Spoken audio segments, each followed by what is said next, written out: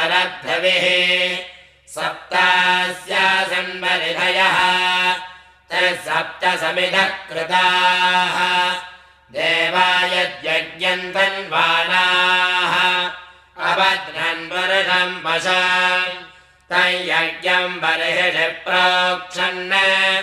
पुरुषम् जातमग्रतः तेन देवा अयजन्त साध्या ऋषयश्च ये तस्माद्यज्ञाः सर्वहुतः सम्प्रदम् मृडराज्यम्